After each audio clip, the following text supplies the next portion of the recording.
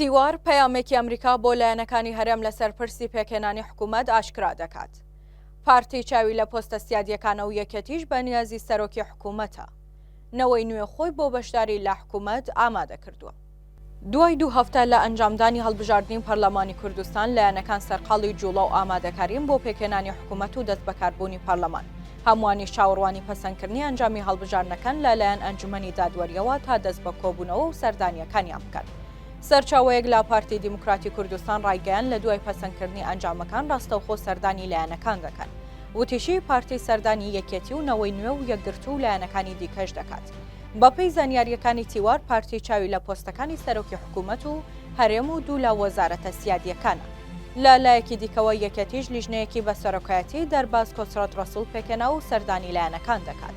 لە دوای سەردانەکەی پارتی بۆ لای لایەنەکان سەردانەکانی یەکەتیش دەست پێ دەکات. سەرچاوێکی نزیک لە یەکەتی بە تیواری وتووە و حیزبە بەنیازە داوای پۆستی سەرۆکی حکوومەت بکات لەگەڵ وەزارەتە ئەمنیەکانی وەکو ناوخۆ و پێشمەرگە. هەرچی نەوەی نوێیە بەپێی زانیاریە پشتڕاستکراوەکانی تیوار خۆیان بۆ بەشداری لە حکوومەت ئامادە کردووە و دەیانەوێت لە کاتی سەردانی پارتی و یەکێتیدا داوای چەند پۆستێک بکەن لەگەڵ پۆستێکی سیادی. بەپێی زانیاریەکان ئەمریکا لە ڕێگای کۆنسوڵ و باڵوێزەکەیەوە لە عێراق پەیامێکی داوەتە لایەنەکانی هەرێم کە زوو حکوومەت پێک بهێنرێت.